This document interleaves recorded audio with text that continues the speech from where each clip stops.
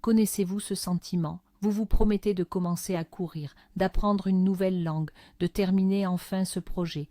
Mais ensuite, 1001 raisons surgissent pour tout repousser. Je suis trop fatigué, je commencerai lundi. La journée a été difficile. Nous devenons trop complaisants avec nous-mêmes, trop indulgents.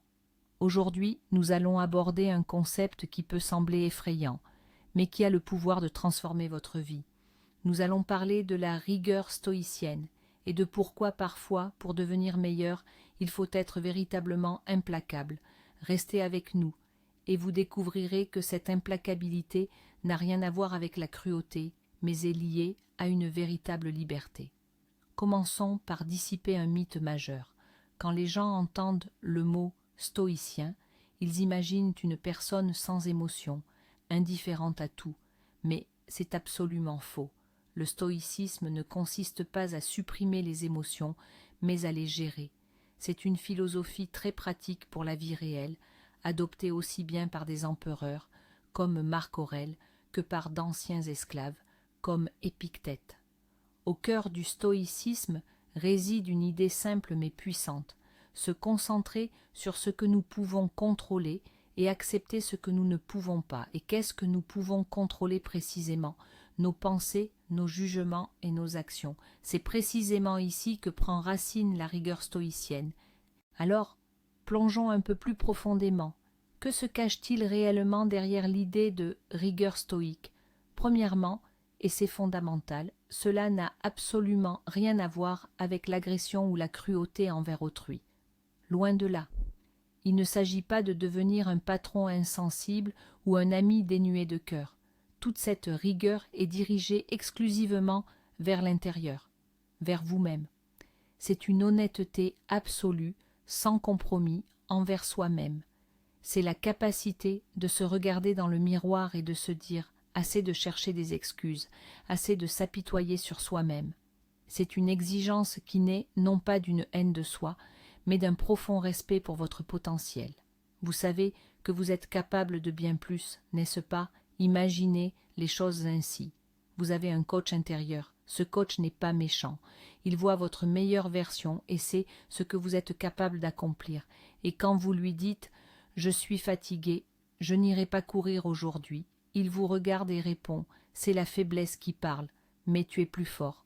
Lève-toi et agis. » La rigueur stoïque, c'est justement cette capacité à devenir un tel coach pour soi-même, exigeant mais juste, qui ne vous permettra pas d'abandonner à mi-chemin de votre objectif. C'est votre propre esprit qui refuse de céder à la paresse et aux peurs. Le principal ennemi que nous combattons chaque jour n'est pas à l'extérieur. Il loge au plus profond de votre esprit. Son armée, c'est notre propre paresse, nos peurs irrationnelles, nos excuses sans fin, si persuasives au premier abord. Et bien sûr, le général en chef de cette armée, c'est notre soif innée de confort, ce désir insatiable de faire ce qui est facile et agréable plutôt que ce qui est réellement important et essentiel. Vous connaissez bien cette voix, c'est elle qui vous murmure « Tu commenceras lundi, tu es si fatigué, tu as bien mérité de te reposer. » Un seul épisode de série, ça ne fera pas de mal. Ça vous parle, n'est-ce pas? Cette voix est une championne de la persuasion. Elle trouvera toujours une bonne raison de repousser, de simplifier ou d'abandonner complètement un objectif. Eh bien, la discipline stoïque, c'est savoir dire un non catégorique à cette voix. C'est la capacité de reconnaître les manipulations de notre propre esprit et de les contrer impitoyablement. Imaginez que vous vous asseyez pour travailler et votre main se tend machinalement vers votre téléphone, juste pour une seconde. Être implacable, ce n'est pas juste de retirer sa main, c'est de capter la pensée, l'impulsion elle-même et de se dire « Je te vois, faiblesse, et je ne te céderai pas, pas maintenant. » Tonton. Et la clé pour comprendre cette fermeté, cette résilience, réside dans l'une des idées les plus brillantes et concrètes du stoïcisme, la dichotomie du contrôle. Cela peut sembler complexe, mais en réalité, c'est d'une simplicité désarmante. Imaginez que toutes les choses dans le monde se répartissent en deux grandes catégories. Dans la première catégorie se trouvent les choses sur lesquelles vous n'avez aucun contrôle. Il s'agit de la météo, des embouteillages, de l'économie mondiale, des maladies et, surtout, des pensées et des actions d'autrui. Tenter de modifier quoi que ce soit qui appartient à cette catégorie, c'est comme crier sur la pluie pour qu'elle cesse. C'est vain et ne mène qu'à la frustration. La seconde catégorie, elle, contient ce qui est entièrement et à 100% en votre pouvoir, vos propres pensées, vos jugements, vos décisions et vos actions. En d'autres termes, votre réaction à tout ce qui se trouve dans la première catégorie. Et c'est précisément là, dans cette seconde catégorie, que cette implacable rigueur est indispensable. Être implacable envers soi-même, c'est ne pas laisser les événements extérieurs dicter votre état intérieur. C'est éliminer sans concession les réactions nuisibles. Prenons un exemple. Quelqu'un vous fait une queue de poisson sur la route. Votre première réaction est la colère. Le stoïcien, lui, saisit cette colère au vol et se dit « Non, tu n'as pas ta place ici. Tu ne changeras rien à la situation et tu ne feras qu'empoisonner mon esprit. » Et au lieu de pester et de klaxonner, il fait le choix conscient de conserver son calme. Il dépouille ainsi le malotru de tout pouvoir sur son humeur. C'est là que réside toute la force. Mais comment l'appliquer concrètement? Comment passer de la belle théorie à l'action? Tout commence par un exercice simple mais incroyablement puissant. Commencez par engager un dialogue intérieur où vous serez un juge strict mais juste de vos propres pensées. Surtout concernant vos excuses. Dès que vous vous surprenez à penser « je ne peux pas aujourd'hui » ou « je le ferai plus tard parce que », faites immédiatement une pause et posez-vous une question impitoyable mais honnête. Est-ce vraiment une raison objective et insurmontable ou est-ce que je cherche simplement la facilité? Prenons un exemple concret. Vous vous dites « je ne vais pas faire mon anglais aujourd'hui parce que je suis trop fatigué après le travail ». Stop. Procédez à un audit interne. Es-tu vraiment si fatigué au point de ne pas pouvoir ouvrir ton manuel pendant 15 minutes? Ou as-tu juste la flemme de faire travailler ton cerveau? Ta fatigue est-elle une incapacité physique ou simplement un inconfort et l'envie de regarder une série? Soyez impitoyable dans cet interrogatoire. Démontez votre excuse pièce par pièce jusqu'à ce qu'il n'en reste rien, sauf la vérité crue. Et, dans 9 cas sur 10, cette vérité sera très simple. J'ai la flemme.